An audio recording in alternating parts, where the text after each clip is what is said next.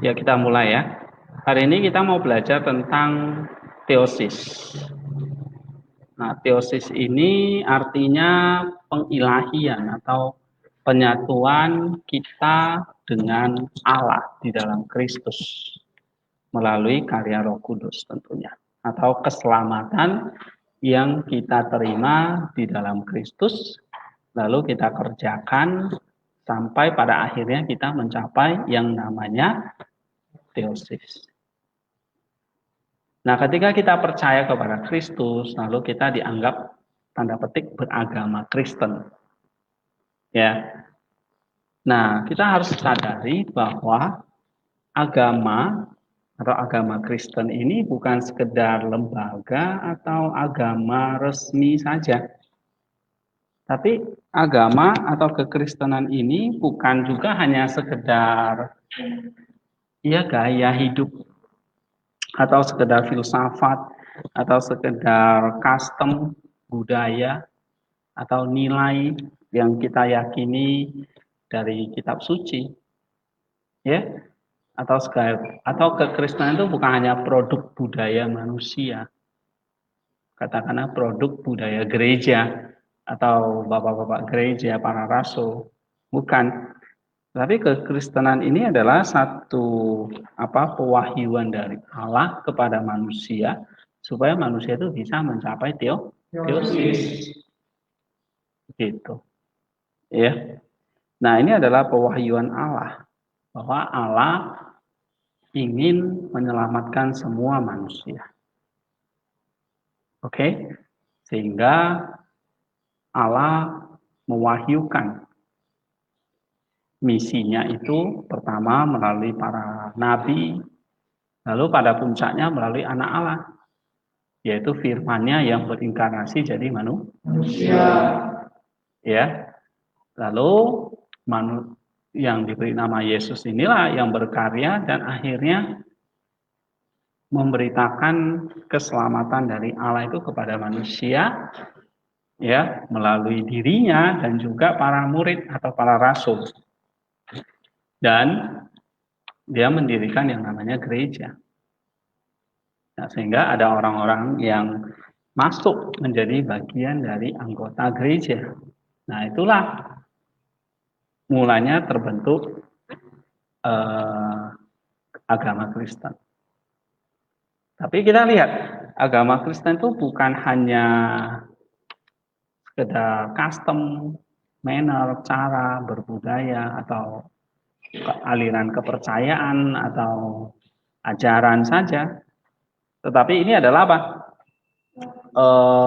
Pewahyuan Allah kepada manusia untuk mencapai keselamatan. Ya, sehingga kekristenan itu nggak bisa hanya dianggap sebagai agama. Oke, tapi ini adalah pewahyuan Allah untuk manusia mencapai keselamatan. Ya. Nah, kekristenan lebih dari sekedar hanya tafsiran tentang Yesus atau teori-teori tentang dia atau tentang teologi. Ya. Bukan hanya soal ajaran Yesus atau teologinya tentang Allah, tentang Yesus. Ya, bukan hanya custom religion, tapi ini adalah masalah hidup mati manusia. Oke, our future, masa depan kita. Apakah kita masuk ke dalam kerajaannya Allah atau kita mengalami kebinasaan? Ya, nah kita lihat gereja atau kekristenan itu adalah masalah keselamatan. Kenapa? Karena kita tahu manusia membutuhkan Allah karena dia sudah jatuh ke dalam dosa, ya. Manusia itu hidup di dalam ketidaktaatan kepada Allah, sehingga manusia membutuhkan yang namanya keselamatan. Tapi tidak ada yang bisa menyelamatkan manusia itu sendiri, karena semua manusia sudah berdosa. Itulah sebabnya ada sesuatu yang ilahi yang datang ke dunia ini untuk menyelamatkan kita. Nah, so kekristenan itu bukan hanya sekedar saya punya agama atau saya punya religion gitu, ya. Tapi ini masalah bagaimana kita memulihkan diri kita dari dosa tadi untuk mencapai teosis atau deifikasi, atau teosis itu berarti pengilahian tadi, ya. Nah, sih, so kekristenan, ya, agama yang kita percaya ini adalah agama yang atau ajaran yang mau memulihkan kita for therapy of the soul, healing, purify our soul, purify our body to be like Christ. Ya, jadi waktu kita misalnya beribadah, baca firman, berdoa, pelayanan, itu semuanya apa? Bukan hanya tingkah laku agamawi, ya, bukan hanya kegiatan agamawi, ya, pergi ibadah, berdoa, bernyanyi, oke, pelayanan, penginjilan. Nah, itu semua adalah bisa dikatakan yaitu juga produk dari budaya gereja, ya. Tapi kita nggak melihatnya itu sebagai manner, sebagai custom, sebagai produk. Tapi itu sebagai the way to achieve salvation, cara untuk mencapai keselamatan. Yaitulah keselamatan dari apa? Tadi saya katakan keselamatan dari dosa. Akibat dosa itu kematian, berarti keselamatan dari kematian. Ya. Nah, yang membelenggu manusia sepanjang sejarah ini adalah iblis. Berarti kita selamat dari cengkraman iblis. So, our religion, kekristenan itu bukan tingkah laku agamawi, tapi adalah purification. Memurnikan kita dari, menyelamatkan kita dari dosa, keselamatan, dosa, kematian, dan iblis.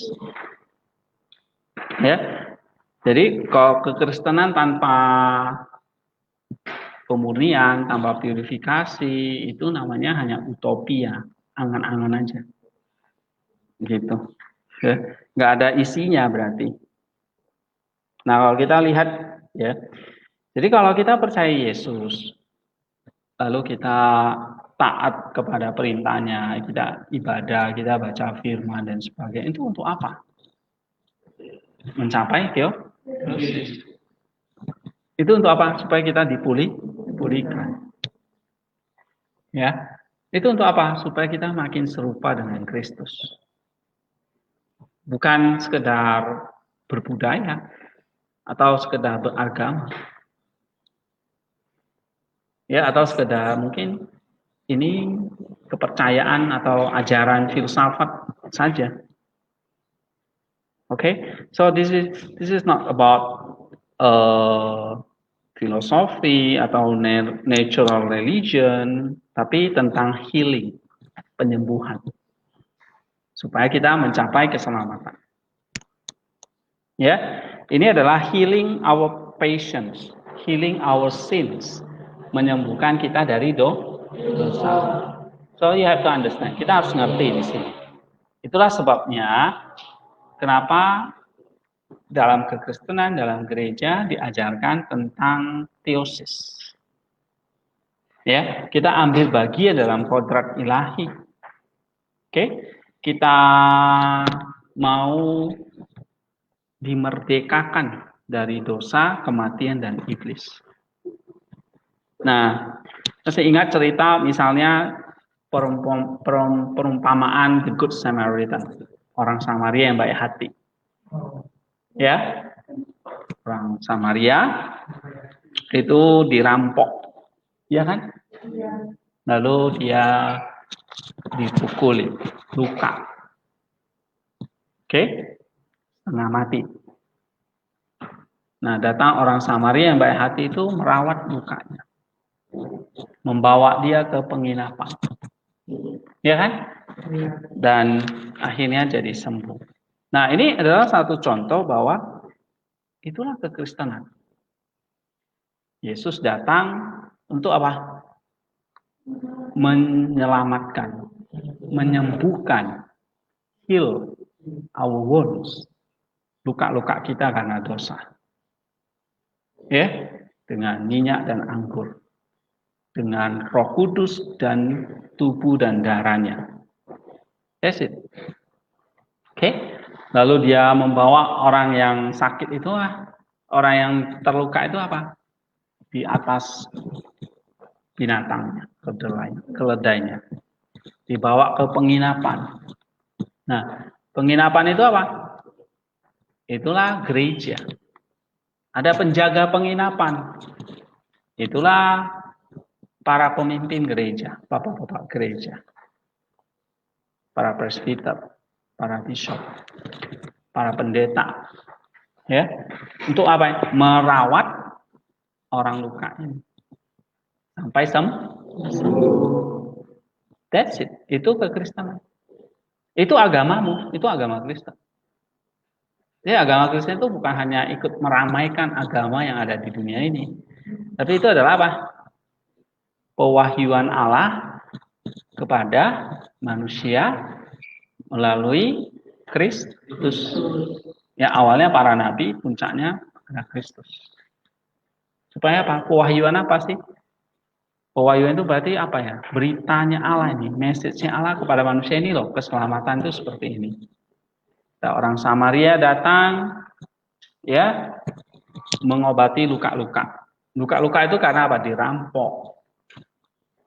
Nah, kita manusia itu seperti kayak itu, dirampok oleh iblis. Kita akhirnya terluka, kita nggak bisa menyelamatkan diri kita. Oke? Nah, itu yang dia lakukan, oleh Yesus lakukan. So, our religion, agama kita nggak bisa hanya sekedar dilihat sebagai agama. Tapi ini adalah the way of the salvation, the truth of the salvation. Jalan keselamatan. Kebenaran tentang keselamatan itu. Ya. Nah, tapi kita terluka ini, berarti perlu apa?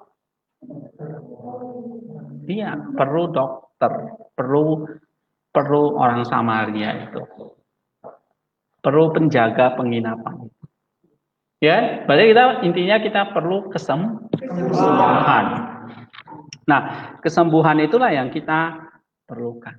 Ya, misalnya dalam Matius 9:12, mereka yang merasa sakit yang membutuhkan dokter. Gitu. Oke, so we need our doctor. Kita butuh dokter. Nah, dokter kita adalah dokter yang ajaib, yaitu Kristus itu sendiri. Ya, dia adalah dokter atas jiwa dan tubuh kita. Ya, nah kalau kita baca dalam Matius 4:23 dan seterusnya, 1 Korintus 8 ayat 12, ya, kemudian Wahyu 22 ayat 1 dan seterusnya, itu jelas mengajarkan bahwa kekristenan, gereja, bahkan teologi yang ada di dalam gereja itu sendiri. Jadi gereja itu punya produk, ya. Produknya apa? Teologi, Alkitab. Oke. Ya, gereja itu punya produk Alkitab. Lalu dari Alkitab lahirnya teologi. Ya kan? Ibadah, sakramen. Benar nggak? Baptisan dan semuanya. Lalu apa lagi? Ya, askesis seperti yang kita pelajari hari ini. Ya, tulisan-tulisan Bapak Gereja itu semua adalah produk dari gereja. Yang kita sebut itu teologi lah, ya, liturgi lah, ibadah lah, doa dan sebagainya, askesis lah. Oke. Itu semua adalah apa? Ada di dalam penginapan itu, ada di dalam gereja itu. Untuk ngapain? menyembuhkan orang yang sakit. Jadi gereja itu kayak the hospital of the sinners. Jadi gereja itu seperti rumah sakit bagi orang dosa. You see? Ya. Nah, maka gereja atau rumah sakit itu pasti mengeluarkan apa? Oh, obat, medicine. Kamu doa itu adalah obat bagi jiwamu. Kamu ikut sakramen perjamuan kudus itu adalah obat bagi jiwamu. Sehingga jiwamu makin bertumbuh dan tubuhmu memuliakan Allah. Ya kan?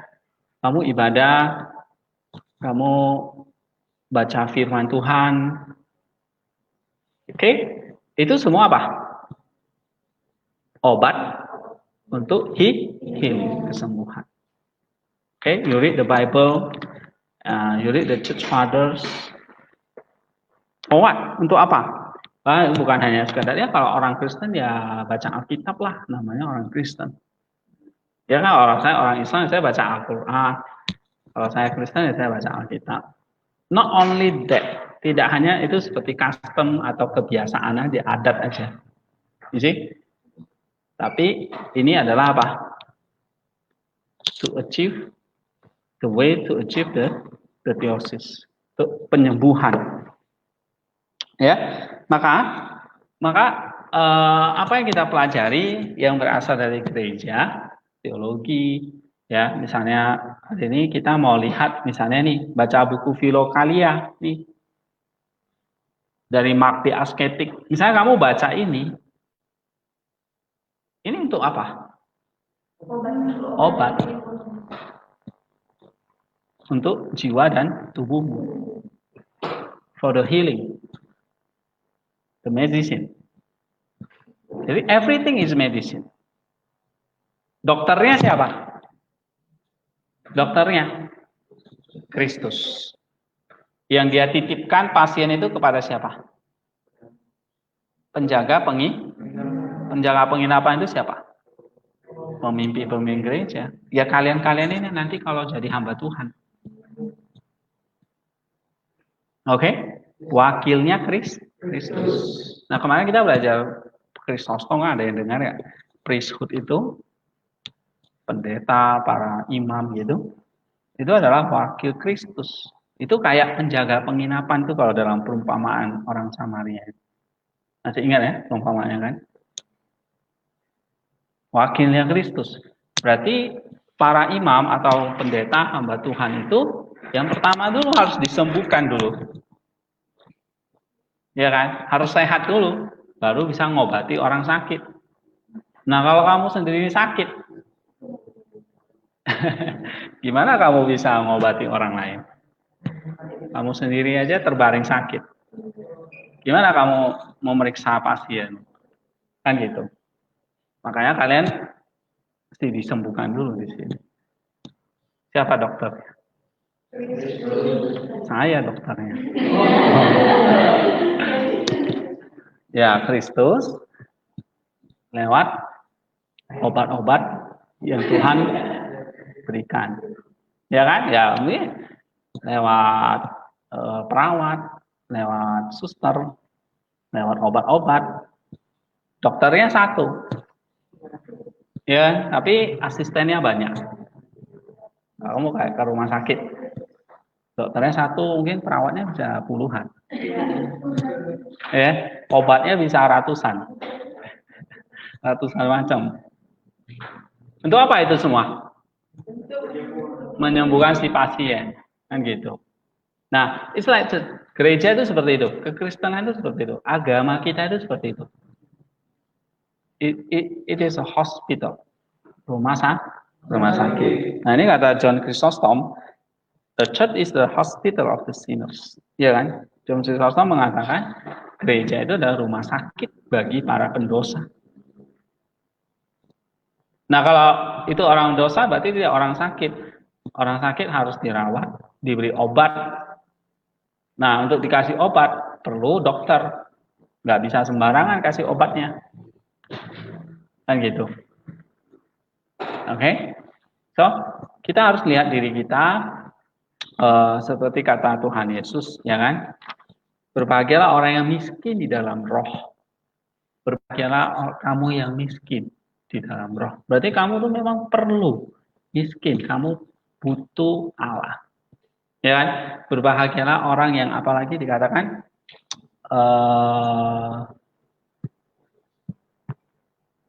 miskin dalam roh, terus dianiaya, terus apa lagi?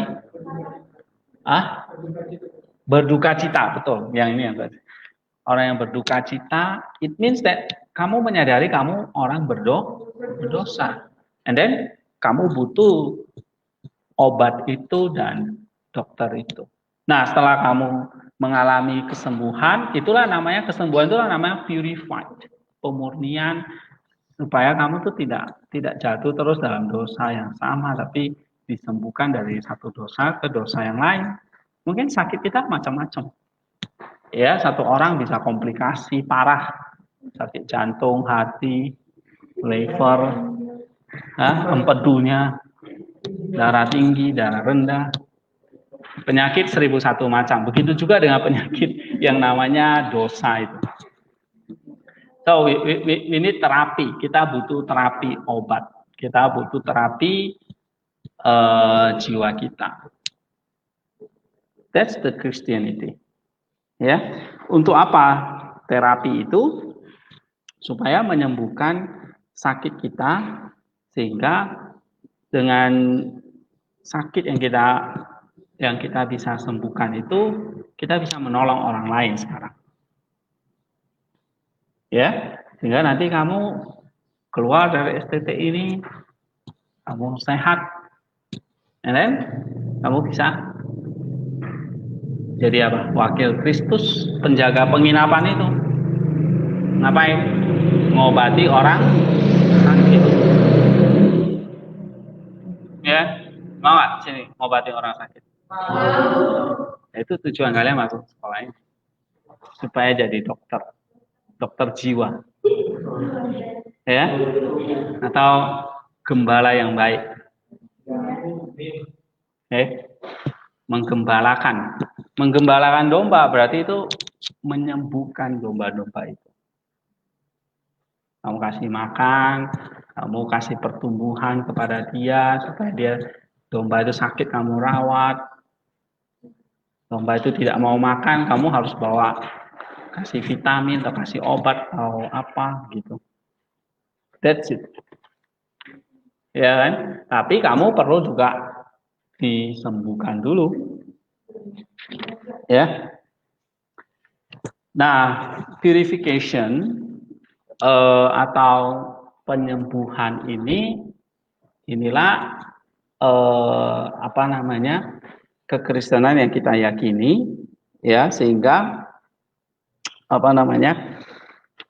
kita harus melihat bahwa mulai sekarang lihat segala macam praktik atau produk dari gereja. Tadi saya katakan produk dari gereja itu ada Alkitabnya, ibadahnya, sakramennya, liturginya, tulis teologinya, ya kan?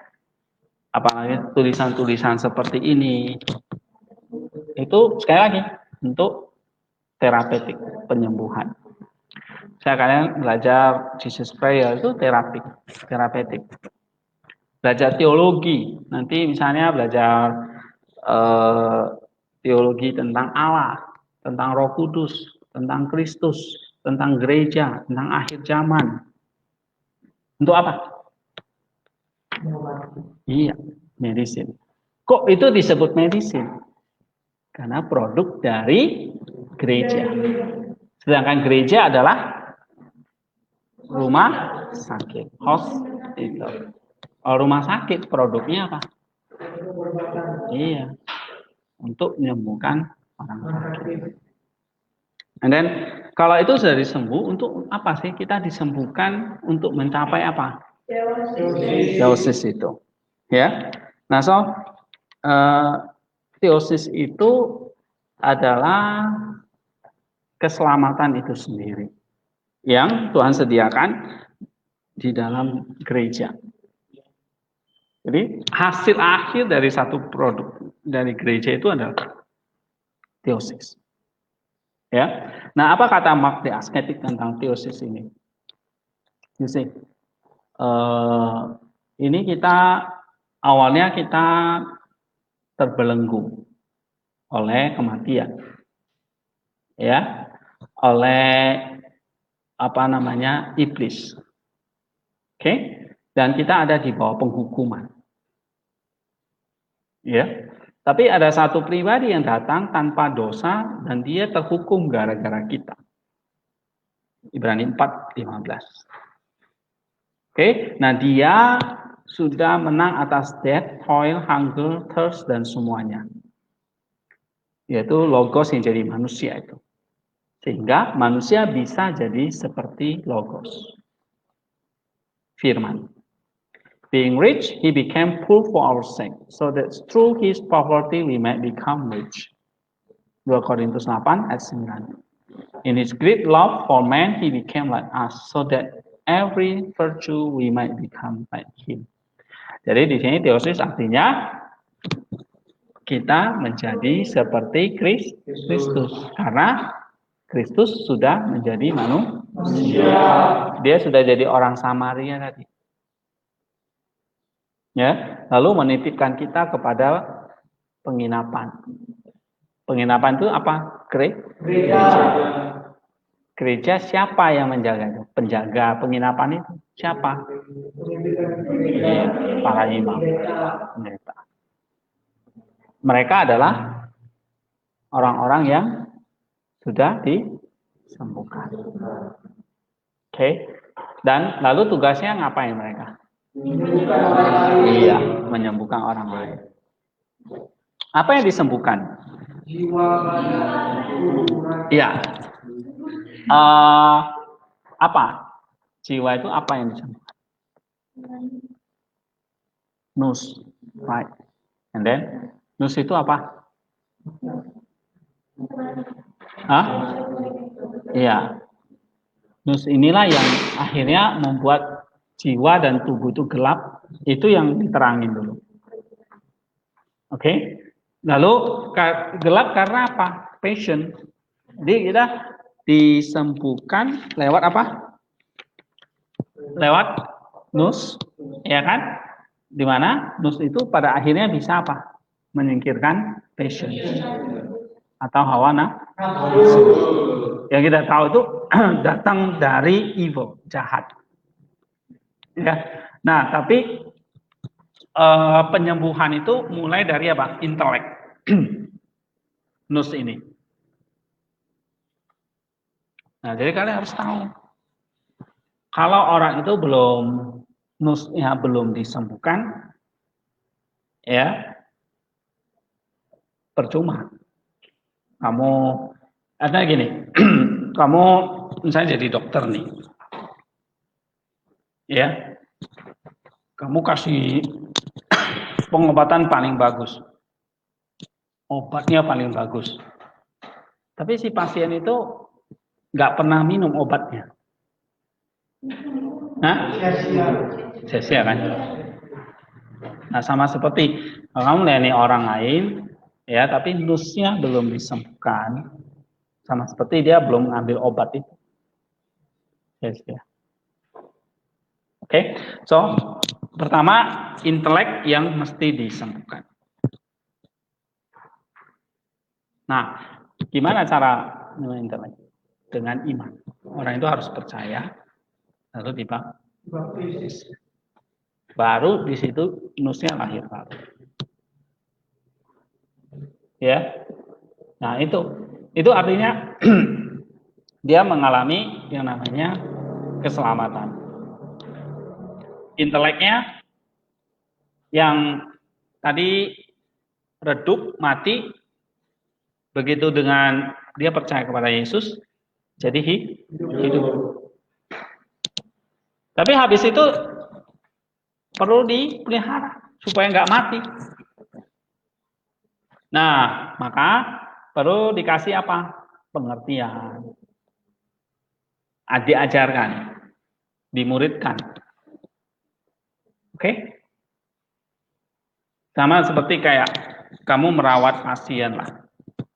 Kamu udah kasih dia obat, oke kan nggak mungkin suruh dia langsung jalan-jalan. Nah, kamu mesti rawat dia, kasih suruh dia istirahat atau terapi atau jalan sana, jalan sini. Kan nggak mungkin langsung sembuh. That's it. Ya, jadi seperti itu. Jadi kamu mesti granting them intellect. Setelah inteleknya udah nyala, kasih understanding. Oke? Understanding itu berarti apa? Pengajaran, pengertian. Maka kamu juga di sini harus belajar teologi. Tapi teologi untuk penyembuhan, bukan untuk gaya-gayaan. Ya, atau debat-debatan gitu. Atau nyalain orang lain gitu. Enggak menghakimi orang lain, enggak. Tapi our understanding, our theology is for healing, for therapy, therapeutic theology. Atau di sini dikatakan teologi nepsis, ya. And then kamu juga harus kasih dia spiritual knowledge supaya dia bisa berusaha sendiri. Kan orang nggak selamanya tinggal di dalam rumah sakit, ya kan? Setelah dia mulai sembuh, bisa berjalan, tentu dia rawat jalan kan. Dia mulai bisa terapi sendiri. Dia bisa berdoa sendiri, dia bisa mandiri, dia bisa baca Alkitab sendiri, dia bisa berbuat baik dengan sendirinya. Okay, so kasih spiritual knowledge. Kasih dia the power to discern what is good. Pengertian membedakan apa yang baik dan jahat. Ya. Kasih tahu bahaya kalau terjebak oleh iblis. Gimana menghindari iblis?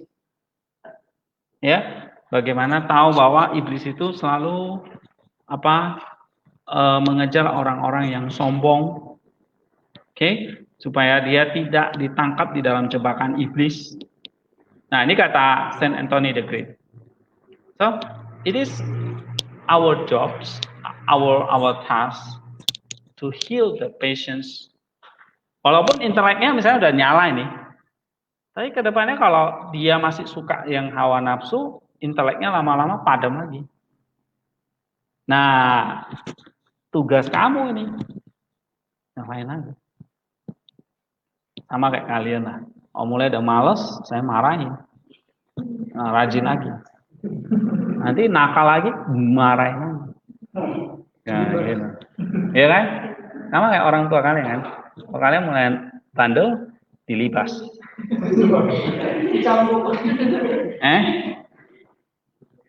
Nah, ini kata Anthony. So, dalam teosis itu bukan hanya sekedar, oh jadi Yesus, jadi seperti Yesus. Tidak, tapi prosesnya kita tuh kayak jadi dokter. We need to heal, ya. Jadi pertama mulai dari intelek. Harus menerima Roh Kudus dengan full consciousness, dengan penuh kesadaran, ya, menyadari bahwa itu adalah anugerah yang mulai menerangi, ya, mulai melukiskan kembali yang tadi gambar dan rupanya itu tidak beraturan. Nah, sekarang mulai diperbaiki. Jadi kayak artis yang memahat, ya. Kita jadi kalau kita mengalami healing itu kayak kita tuh sedang memahat. Memahat apa? Memahat gini, misalnya saya pernah kasih ilustrasi gini. Kamu pernah lihat seorang, misalnya saya suruh kamu, oke, kamu pahat patung Jenderal Sudirman. Pahat nih, sebuah patung Jenderal Sudirman. Problemnya adalah, iya, gitu ya kan? Ada di buku itu ya, inspirasi ya. Kita bisa tahu Jenderal Sudirman kalau kita punya fotonya, picture-nya, ya kan? Nah, sama seperti kita mau memahat diri kita ini jadi seperti apa? Picture-nya apa? Kristus. We see the picture. Kita lihat picture-nya, lalu kita pahat. Nah, waktu pahat itulah kita sedang menyembuhkan. Ya ini yang nggak benar dipotong, dirapiin, ya, dipahat kan gitu. Ya kan? Bagian-bagian yang nggak perlu itu dibuang, potong. Nah, kamu cek bagian apa yang dari kamu yang nggak perlu tuh. Ya, yang nggak perlu apa? Supaya jadi seperti Kristus. Ya. Nah, jadi theosis itu menjadi divine likeness. Ya. And then kita lihat have been made like God. Ya, kita dibuat seperti Allah. This is divine likeness tadi. Oke. Kita lihat lagi di sini dari Theodoros. Nah, di dalam penyembuhan itu untuk mencapai deifikasi kita harus deny oneself and then taking up the cross, menyangkal diri dan memikul salib dan ikut Kristus. Oke? Itu yang Yesus ajarkan. So, bagaimana healing? Penyembuhan itu memikul salib dan ikut Dia dengan menyangkal di diri. Ya. Kita bisa buat prostration. Bisa every morning kalau kalian tahu, every day aku adalah mau menjalin namanya healing, penyembuhan. Caranya aku harus mengambil the cross. Kamu bisa prostration seperti salib, kamu ambil salib itu. Supaya ingat, you are taking the cross. Ya. Supaya apa?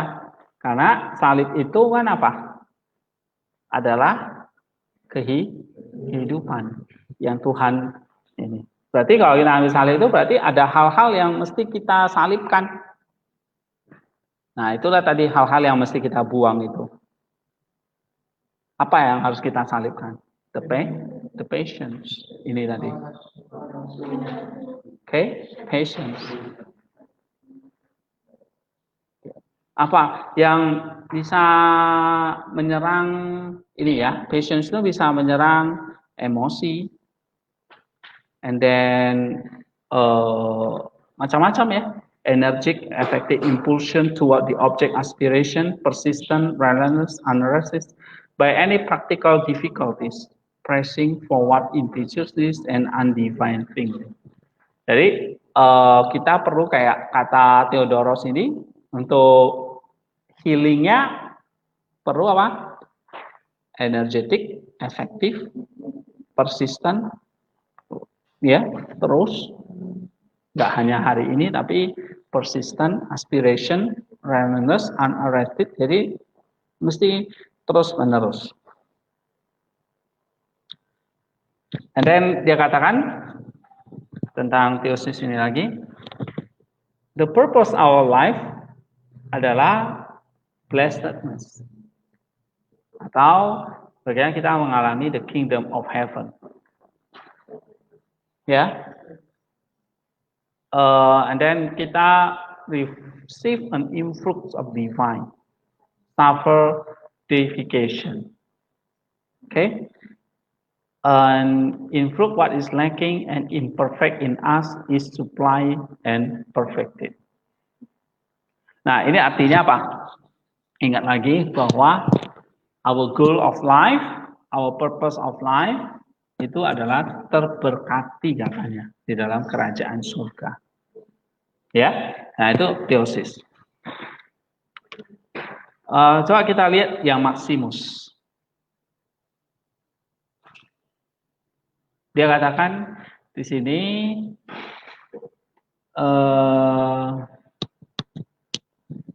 kita dicipta di dalam gambar Allah, image of God.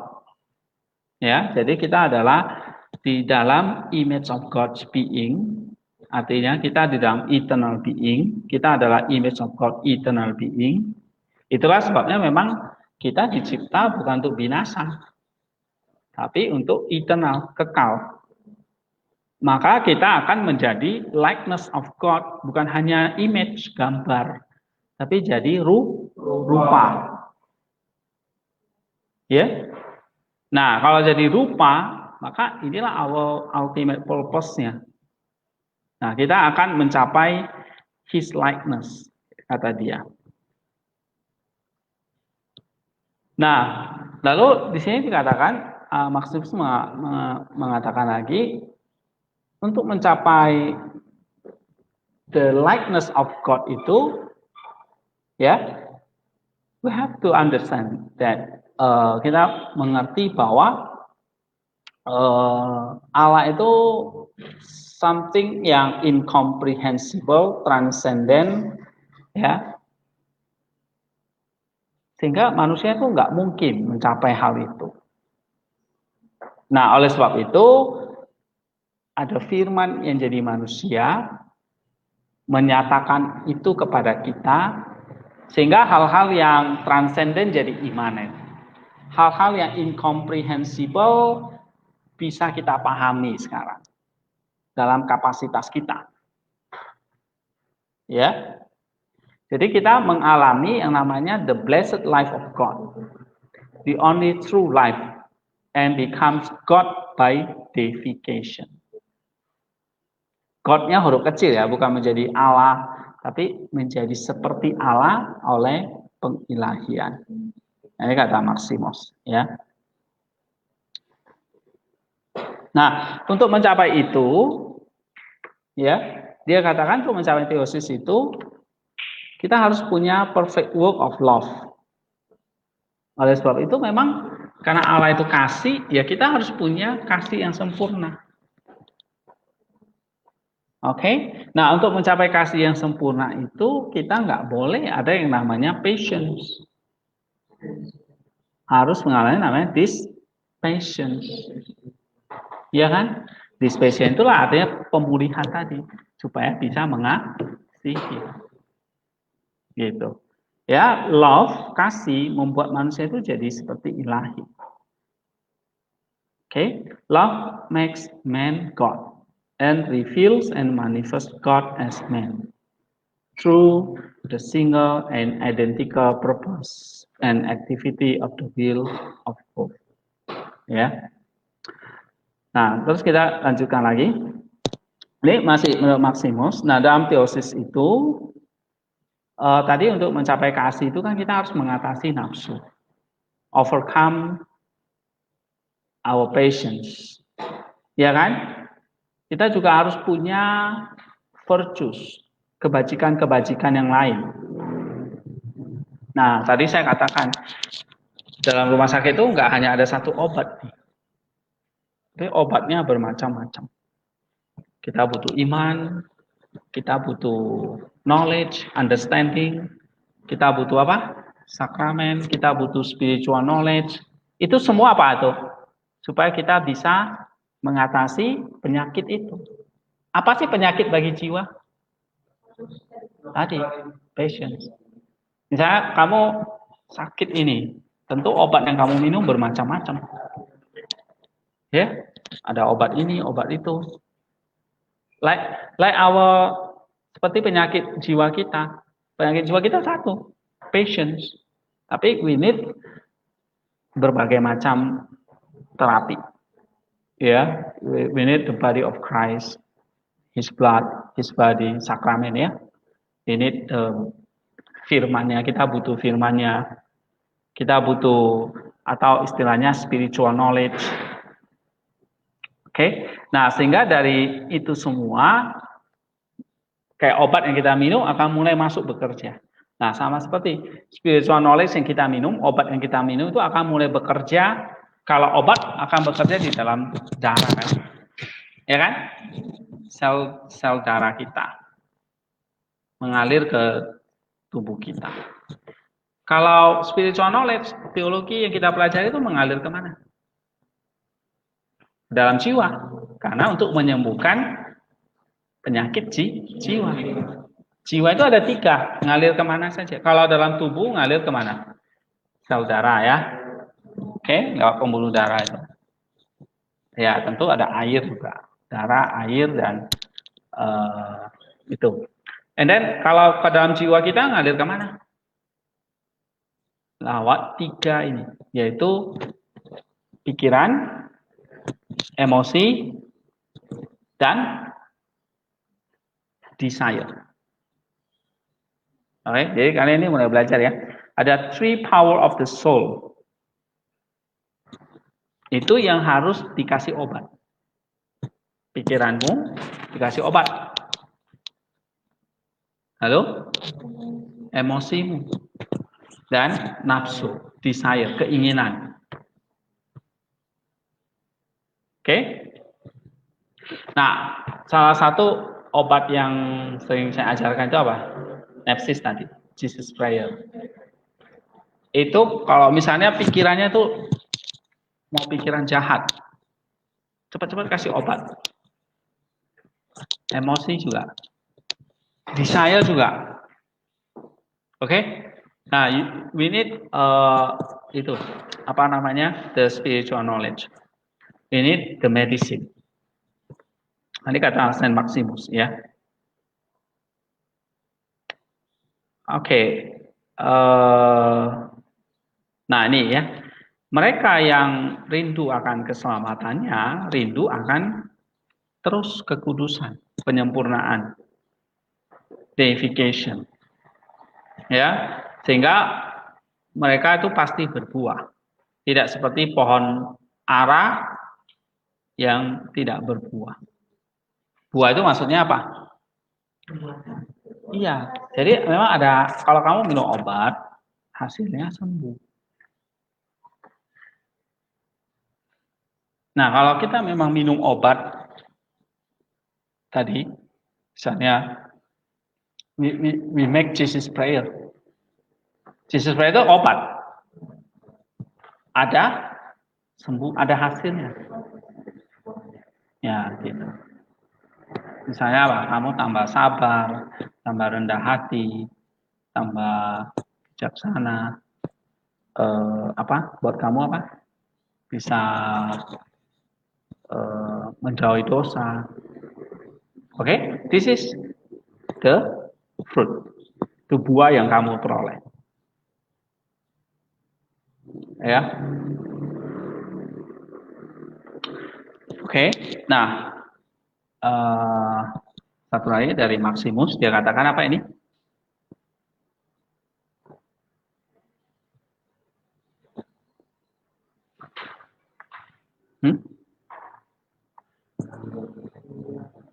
Ya, for created things yang diciptakan tentu nggak bisa mencapai deification karena mereka nggak bisa menyerap Allah.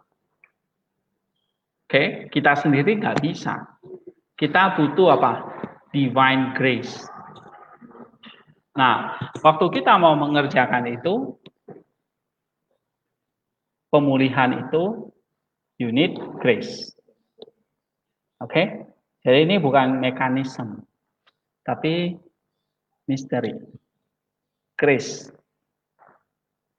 Ya, kayak misalnya, gak ada yang menjamin kalau kamu melakukan Jesus Prayer 3.000 kali, lalu kamu pasti jadi orang baik.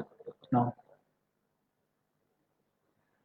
Ya, itu bukan sekedar mekanisme ngucapin 3.000 kali pasti terjadi. Kayak magic gitu. You know? Bukan kayak magic. Tapi misteri. Artinya kamu harus ada di dalam the power of divine grace. Butuh anugerah Allah. So, kekristenan tanpa anugerah itu, maka kekristenan tanpa kesembuhan. Nah, itu akan menjadi utopia yang hanya ide yang gak ada gunanya.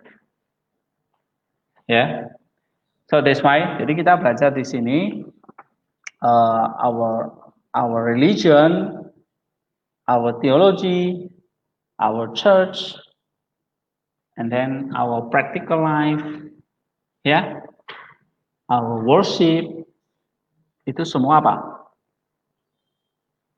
Untuk terapi,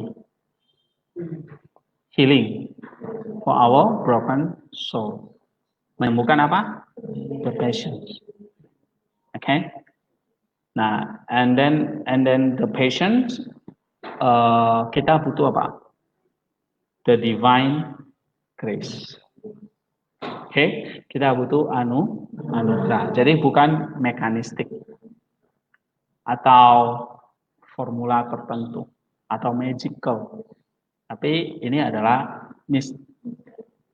mystical. Secara misteri lewat karya anugerah tadi. Ya, and then untuk apa kita healing ini, purification? Ya, supaya kita mencapai kekudusan yang sebenarnya, yaitu teosis. Ya, maka teologi yang kita pelajari semuanya itu adalah therapeutic science. Istilahnya apa? Therapeutic science. Ya, jadi mulai sekarang misalnya kalian belajar apapun, oke? Apalagi seperti spiritual formation ini, belajar saint dan sebagainya, this is therapeutic science. Menyembuhkan sakit apa di dalam jiwa kita. Because this is the medicine, ini adalah obat. Itu. Ya. Oke. Mungkin sampai di sini dulu. Ini semoga memberkati kita ya.